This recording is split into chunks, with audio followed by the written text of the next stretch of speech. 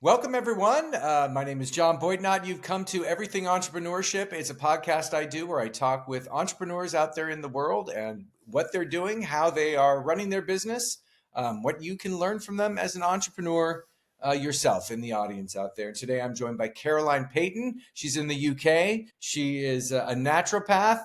We'll get more into what that is. But how are you doing, Caroline? I'm really well, thank you, John, and thanks for inviting me to talk to you today. It's absolutely great to have you.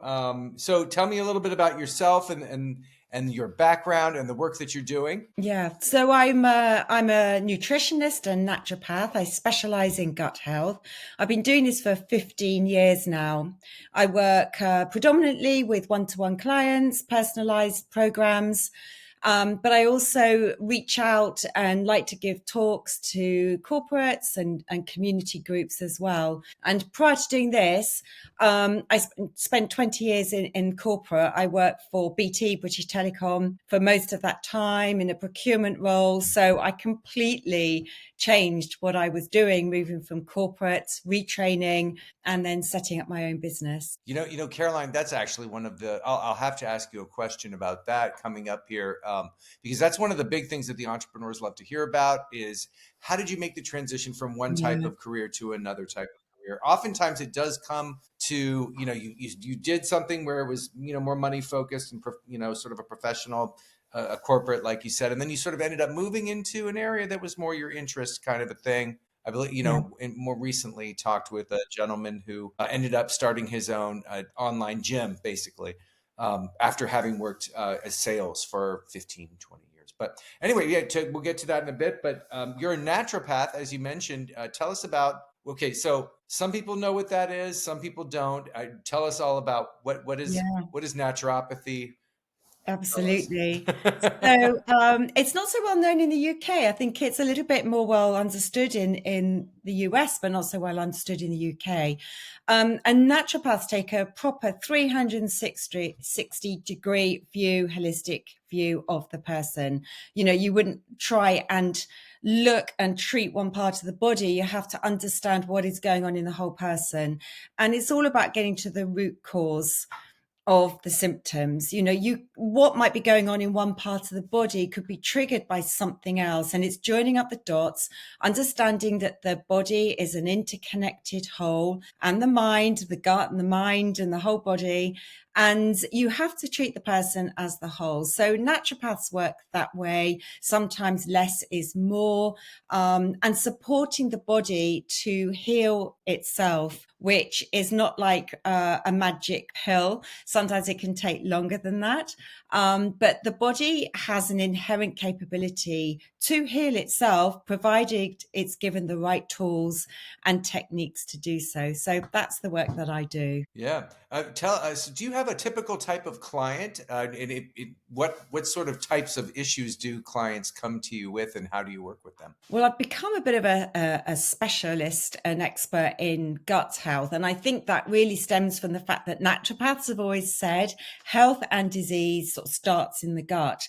And so over the years, that's what I've become really interested in, passionate about.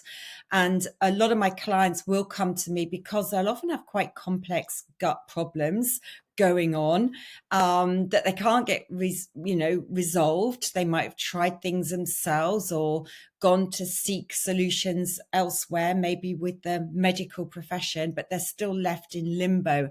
And these symptoms can have a really detrimental impact on their lives.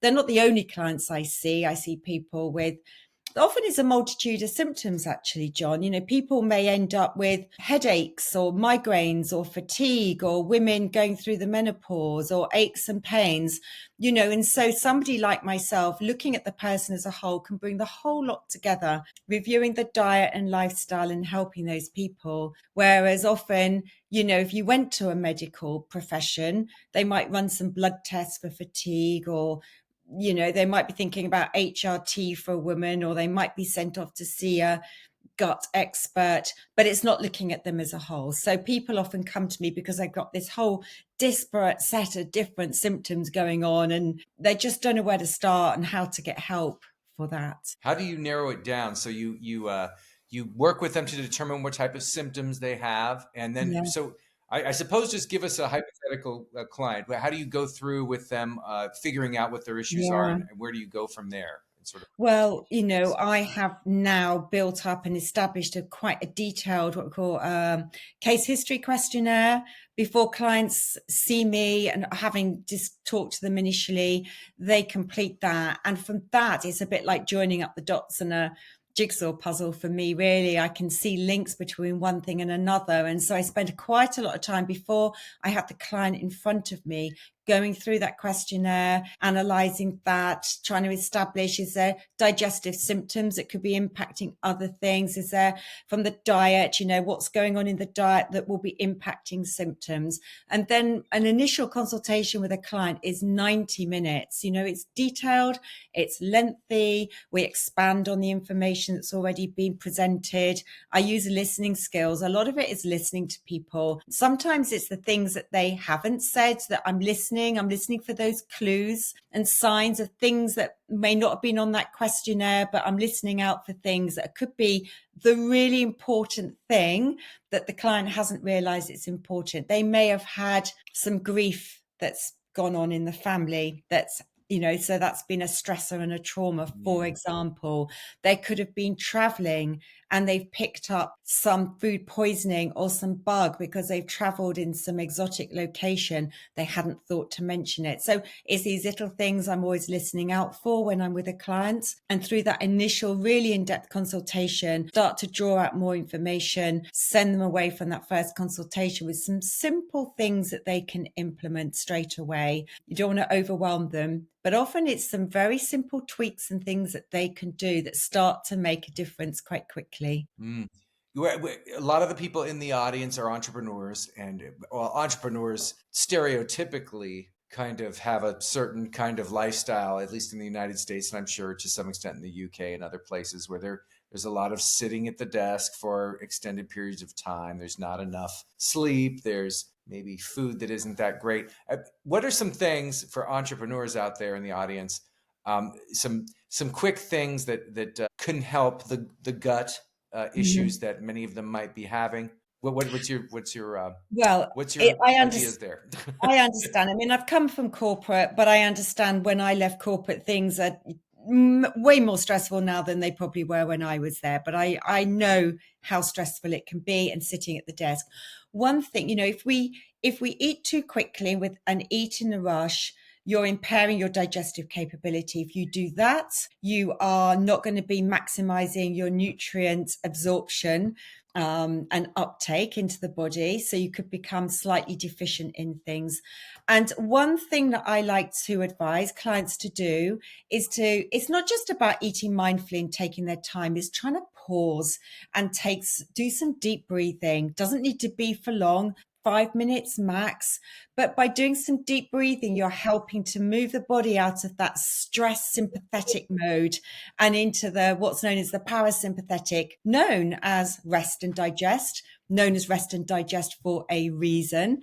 That's not only going to support the body to try and digest the meal that you might be trying to eat, and ideally move away from your desk and your laptop if you can, but that deep breathing can be done at any time of day. So the moment you're starting to feel a bit of overwhelm, bit anxious, a bit overwhelmed and stressed, just trying to pause and do some deep breathing is hugely beneficial to the body as a whole. So that's the one thing for busy people, is just to try and stop and take stock for just a few minutes. We're not talking about sitting in a dark room and meditating, as much as I think that's brilliant.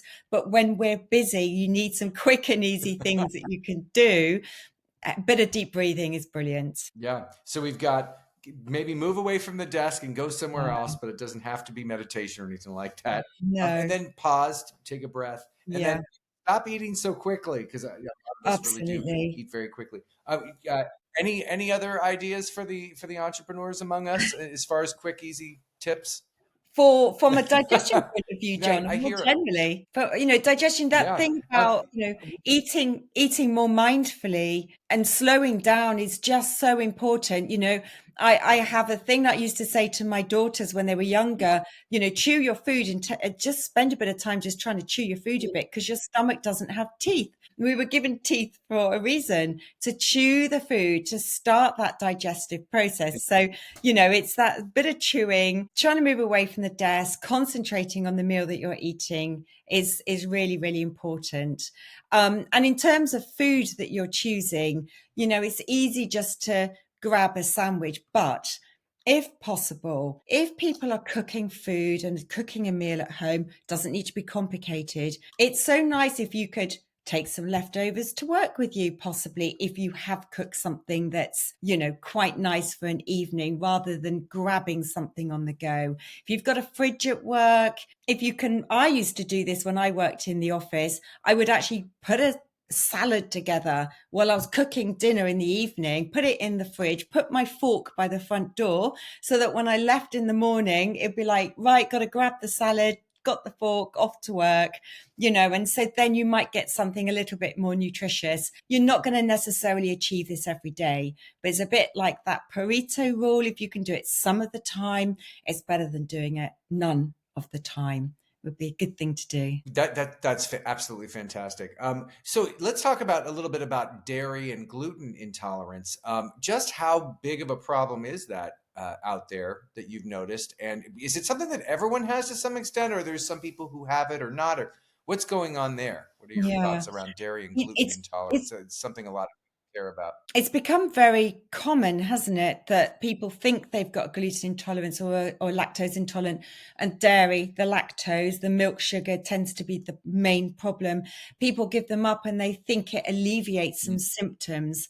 Now, to separate the two, when we think about dairy, we are the only mammals to consume dairy beyond infancy. Why is that? Why do we feel the need that we have to have dairy in our diets? And we do lack the enzymes to break down that milk sugar called lactose once we have been weaned and beyond infancy. So it's not that unusual that people may experience some problems. Part of the problem could be eating too quickly. Part of the problem could be eating too much because it features so heavily in our diets.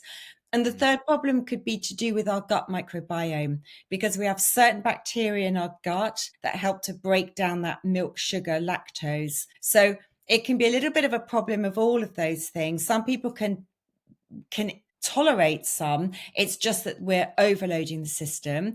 And if they have an imbalanced dysbiotic gut microbiome, that could be a problem and not helping the situation with dairy. So that's dairy. Gluten, I think it's a modern grain. I think it is harder to digest. There would be some nutritionists who would say that you shouldn't go anywhere near it and it irritates and damages the gut and the gut lining. I tend to take a slightly different view of that, like with dairy as well. I find most people can tolerate a little bit, but it comes back to the same thing with dairy. We become too reliant on it. It becomes like toast at breakfast, or cereal may contain wheat, sandwiches at lunchtime, pizza, pasta, pies, pastry, biscuits, cake. It's everywhere in the diet, in the wheat. So it's about trying to cut back on it. And again, trying to take more time eating your meal, and you may be fine. It's just trying to find those alternatives. When you work with somebody like myself, it helps you through that process of finding alternatives. But it's this overload, and I think we've just become so reliant, and those foods feature so heavily in Western diets that's become the problem today, I feel. But I don't think the problem is that people are completely intolerant to those foods. I think it's a digestive problem, it's a gut microbiome problem, and an overload of the foods. Yeah, from doing too much of it for too long. They've really got to make changes. So, um, Corporate workshops. You mentioned that you do those quite a bit. What types of things do folks who attend your corporate workshops? What do they get out of your sessions there? Well, it's just raising that awareness of the impact of how we eat and what we eat, and the impact that has on our energy and our performance, our ability to think clearly, make decisions, um, cope better with stress. Because yes, stress is going to be there, whatever happens. But when you eat in a slightly better way, and it doesn't need to be perfect, we can cope better with stress. We have more resilience. And so I'm teaching people, giving them that knowledge and that awareness of how what we're eating impacts all those factors. It impacts our sleep as well. Definitely energy, definitely clarity of thought. And so by making those changes and understanding, and, part of that is how do we then make a better decision in how we eat and what we eat, and how it can make a difference to our performance at work. So it has a beneficial effect, not just on the employer, because hopefully people are more productive in the workplace, but for the employees, not only do they feel better, but they're going to take those habits hopefully home with them. So by the end of the working day, by the end of the working week, they're not exhausted. They're going to have more energy to interact with their children, play with their children, go to the gym, enjoy their weekends without feeling totally exhausted. Because I think that is a bit of a problem for people. They may give so much to their jobs, and yet by the time it gets to the evenings or weekends, they're wiped out and they're not feeling great. And before you know it, it's Sunday night, you're getting ready for Monday morning again, the weekend's passed you by. So that's what I deliver to Right. corporates. That's fantastic. So clearly this isn't what you've done all your life. You, as you mentioned, you worked in corporate for 20 years, and then you've moved on to this. How did you figure out that this was the area that you wanted to get into? Becoming a naturopath, or maybe you've been building up for a long time. Tell us about your story there and how you made the transition. I know it's kind of a big thing to talk about, but Yeah. even just a little history of your experiences in the transition can be hugely helpful for Yeah. entrepreneurs out there. So I'd love to hear you talk about that. So let's go back. So before naturopathy, I trained as a nutritional therapist. So I am a nutritionist as well as the naturopath side of things. So I'm a fully trained nutritionist, nutritional therapist. So I worked in corporate, was in total for 20 years. In the year 2000, I had twin girls. I was becoming increasingly Mm, disillusioned in corporate life, trying to balance family, busy job, very stressful, a lot of demands, a lot of responsibility. I was managing £200 million procurement budgets at BT, mm, and I went part time, but these jobs are never part time. I went part time and had the children, but the jobs are never part time. They come with you. So trying to do a conference call in the car with the kids in the back. It's all that type of thing. It's not ideal. So I knew I wanted to make a transition. I knew I wanted to leave corporate life, but it's all about what was I going to do.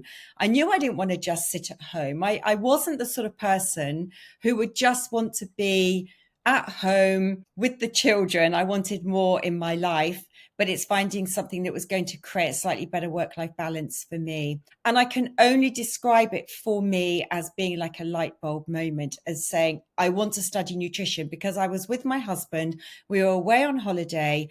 I was having my usual moan. And he said, well, if you don't do that, what are you going to do? And I said, nutrition.